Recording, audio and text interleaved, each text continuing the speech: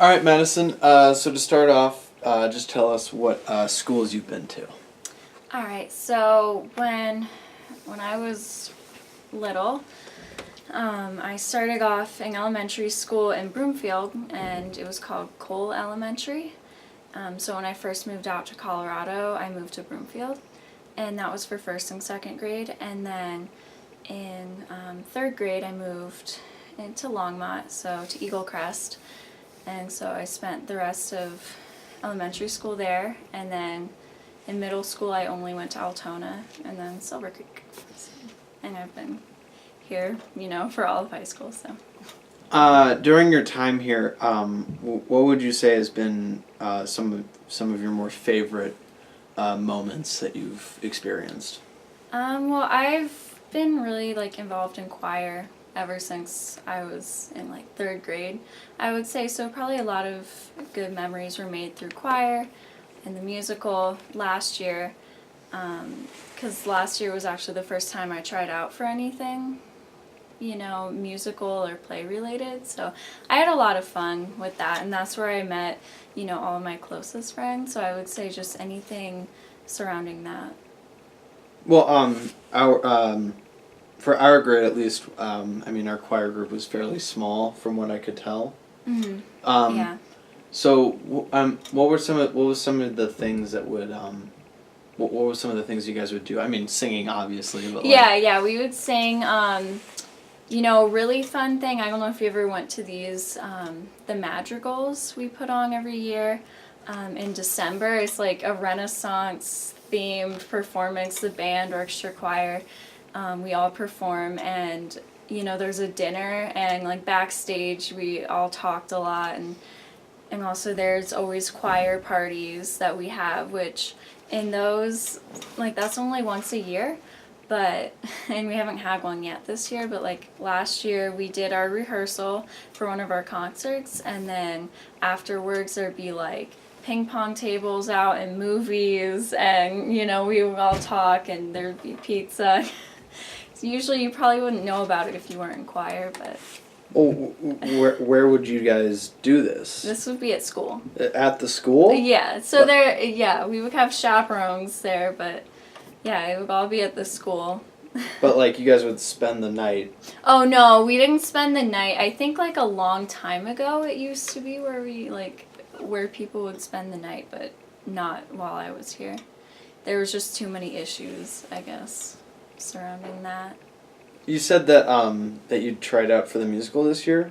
Last year I did. This year I didn't because of my capstone project. Well, what kept you from trying out the previous years? Honestly, I think it was a lot of stage fright. It's, even though I've been in choir for a long time, so I've been performing for a long time, I think it was just auditioning by myself and putting myself out there to audition, and I didn't really know how what the outcome would be, what if I really messed up, but then I kind of got a little bit of a push last year to do it by my friends and my boyfriend. So well, were you able to conquer that, or was that always kind of something that still ate at you while you were doing the musical? I would say I was definitely able to conquer it as we were going through. I got in the chorus, so I didn't get a lead role, but it was still really fun. And the longer that we were doing the rehearsals and we're on stage, I got a lot more comfortable with everything. So that was really... I would say it was a really rewarding experience, and I wouldn't change that at all. So music seems to be one of your passions, but what are some other things that you are drawn to? So I really like animals, and I like the environment. I'm really big on those two subjects, which is why I chose to go to the Butterfly Pavilion for my capstone project. Because I really like learning about that thing, and, those topics, and being able to, tell other people about it, I think is really rewarding. Well, talk about your project a little bit. I'm familiar with what you're doing, but Mhm. some of the specifics I don't think I know. Yeah, so pretty much what I do there is I'll go to one of the exhibits. There are 4 or 5 there, and we'll be there in, like, let's say we're at Water's Edge. Water's Edge is like the marine exhibit, and they have touch tanks, and one has a horseshoe crab, and then one has sea stars. And pretty much, people can come up to you and ask you questions. It can really be about anything. Like, I've gotten just like really kind of weird questions, like,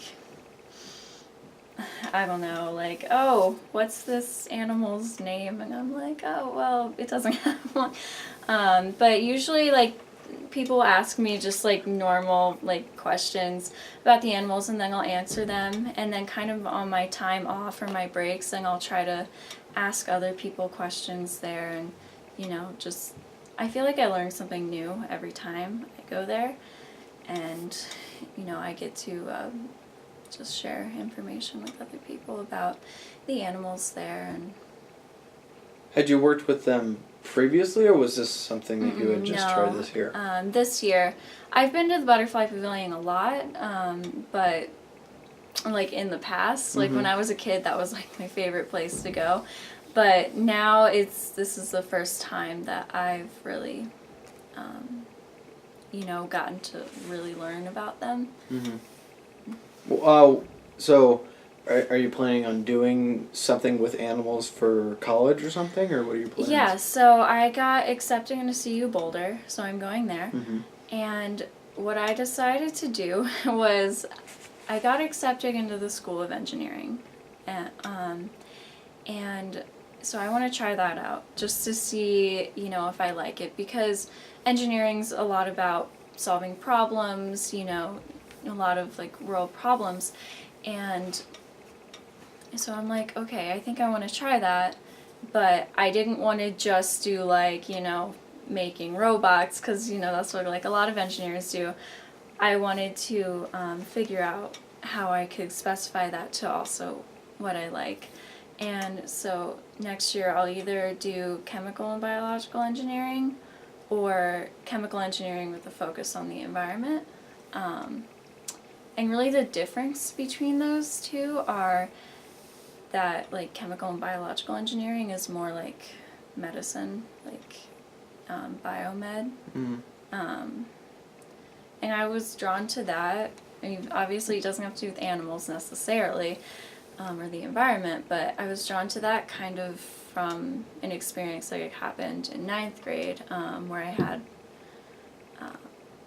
a pretty like severe like surgery, actually on my spine, which I don't know if you knew. You had surgery on your spine Yes. as a 14-year-old? Yeah. Why? It was because in 8th grade, I'll start from the beginning. In 8th grade, I was trying on dresses for one of the socials for Altona. Okay. And my mom, like, I came out of the dressing room and I asked her how she thought of, my dress, what she thought, and she noticed that my back seemed kind of off. How do you mean? I don't know. Like you were standing like a snake, or like... I don't know, like, I've tried to figure that out too. Like, I just asked her and I was like, so, like, what do you mean? And she just, like, freaked me out because I didn't know what she meant by that. So we went to our family doctor, and they're like, yeah, I think that you have some scoliosis. Wow. And so, that was a shock to both of us because, neither of us really knew what scoliosis was. Like, we knew it was like a curvature of the spine. And, like, my grandma hadn't seen anything, like, when I was, like, on the beach, like, you would think you'd see something, like, the previous summer. But she never noticed anything out of the ordinary. And so she's like, I think you have some minor scoliosis, so I'm going to sign you up for some x-rays and then go talk to a specialist. But, okay. Yeah. But you're just like 13 years old. Yeah. And I'm like, what's going on? Were you aware of what was going on, or were you? Well, I had no idea that there was anything off with my own back. I didn't really realize anything. Mhm. It was just, I think when she looked at me, I guess it's like a different, perspective. But I knew like what scoliosis was. I just wasn't expecting it to like, Right. like happen. And so I had my x-rays and went to the specialist, and the specialist went over things, and he's like, you have an S-shaped curve, which means your spine goes like this. And you, like the larger curve, Uh-huh. the top one, it was at the point of where I needed surgery. It was over 60 degrees. Okay. So I was like, shocked. Obviously, all this is like really shocking. Uh-huh. I remember like I was just so upset because I didn't know what was going to happen. Right. And so yeah, I was really upset, and it was just like all happening so fast, pretty much, Sure. all this unexpected news, and they're like, you're gonna need surgery at some point, like I'm gonna schedule you for an MRI to make sure that this isn't caused by anything problematic, because it was very rapid, like it happened very fast, but the full name of it was like rapid onset adolescent idiopathic scoliosis. You have this memorized. Yeah, well, I mean, I had a lot of things memorized. I was looking up so much stuff once I figured this all out. And idiopathic means they don't know how it happened. And they still don't know how it happens with most scoliosis. So, that's why I started to get really interested in that kind of stuff. Because, like, I want to know how things work. I'm a person who I've always been curious about a ton of things and always had a lot of questions, so it was really frustrating when those questions couldn't be answered, and they're still not really answered, because I think sometimes it happens from like genetics, or sometimes it's like some kind of like conditioning in your brain can actually, like scoliosis can happen from that, which is why they requested an MRI like from my torso and my head, because they wanted to make sure it wasn't anything like that, and it wasn't. But yeah, so in 9th grade I was out of school for a month because of this surgery. I was in the hospital only for 4 days. What did they do? So they put in rods and screws into my back, and it's a spinal fusion surgery, so it's trying to straighten my spine. And so yeah, I have like 2 rods in my back and then lots of screws. Still? Yes. Yeah, it's a permanent surgery. Okay. So I won't have to have it again, luckily, like unless something happened, which it just won't. Sure.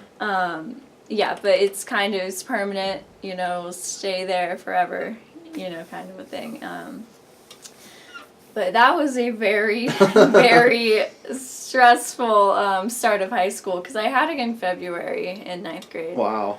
And yeah, I was out for a month. I wanted to be back in school by 2 weeks, because I was just, honestly, I was sick of just staying at home. And I'm guessing that didn't happen?